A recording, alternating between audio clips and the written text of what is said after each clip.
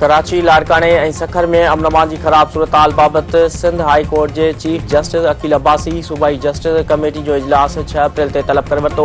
Registrar पारां letter जारी। DG rangers DIG Larkana ऐं सखर तलब। कश्मीर, कंदकोट, शिकारपुर, घोटकी के SSPs के ज़ाती हैसियत में घुरायो वियो। इजलास में कराची सेफ सिटी प्रोजेक्ट ते भी तफ़सीली ॻाल्हि ॿोल थींदी।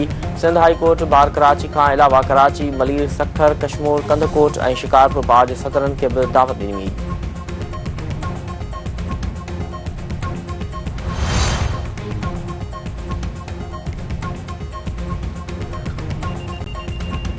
टैक्स नेट में इजाफे जो मिशन हुकूमत वापारियुनि ते नओं टैक्स लागू करे छॾियो। FBR तरफ़ां ताज दोस्त स्पेशल प्रोसीजर 2024 जो नोटिफिकेशन जारी।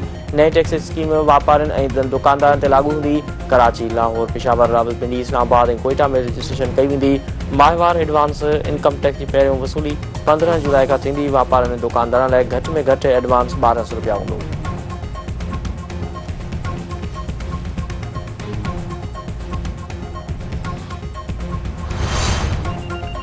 सेनेट जी 30 खाली सीटुनि ते चूंड 2 अप्रैल ते थींदी। इंतज़ाम मुकमल। 48 खाली सीटुनि मां 18 सीटुनि ते उम्मीदवार बिना मुक़ाबले कामयाब करार। बाक़ी 30 सीटुनि ते इलेक्शन थींदी। इस्लामाबाद जी 1 जनरल, 1 टेक्नोक्रेट जी सीट ते चूंड थींदी। पंजाब जी 2 औरतुनि, 2 टेक्नोक्रेट, 1 आलम ऐं 1 अक़लियती सीट ते चूंड।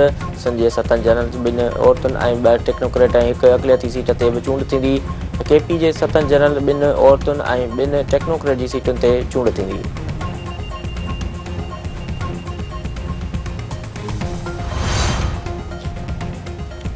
पाकिस्तान समेत सॼी दुनिया में मसीही बिरादरी पारां ईस्टर जो ॾिणु मल्हायो पियो वञे। इबादतगाहुनि में मुल्की सलामती, तरक़ी ऐं ख़ुशहाली लाइ ख़ुसूसी दुआऊं।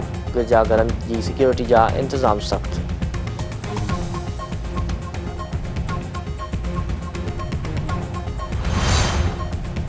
सदर आसिफ अली ज़रदारी पारां ईस्टर जे मौक़े ते मसीह बिरादरी खे मुबारक। संदसि चवणु आहे त ईस्टर जो ॾिणु उमीद, मोहबत ऐं ख़ुशहाली जो पैगाम आणे थो।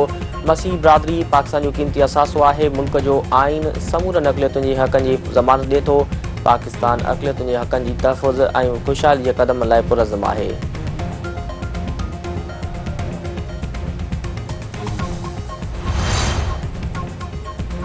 गज़ा ते इसराइली बमबारी जारी। वधीक 80 फ़लस्तीनी शहीद, 100 खां वधीक ज़ख़्मी। शहीदनि जो मजमूई अंग 32,705 थी वियो।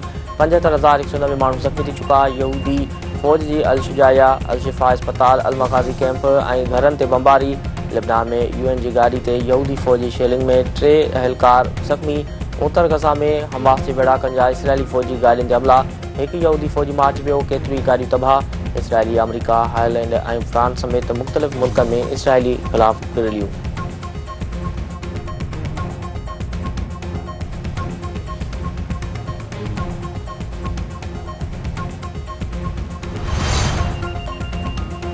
शिकारपुर भरिसां नफरकोट थाणे जी हद में हथियारबंदनि जो पुलिस मोबाइल ते हमलो। 3 अहलकार ज़ख़्मी। शुजराल आड़े वेझो इंडस हाईवे ते गश्त कंदड़ मोबाइल ते हथियारबंदनि रॉकेट लॉन्चर फायर करण खां पोइ फायरिंग कई। ज़ख़्मियुनि में हेड कांस्टेबल मोहम्मद यूसुफ पठान, अब्दुल वहीद ऐं मोबाइल ड्राइवर जिनसार अली शामिल। शिकारपुर अस्पताल मुंतक़िल।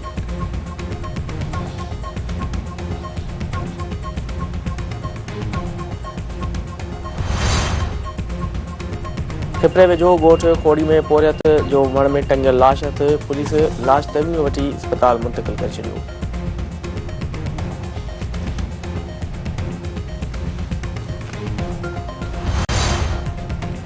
ऐं PCB बाबर आज़म खे पाकिस्तान क्रिकेट टीम जो कप्तान बणाए छॾियो।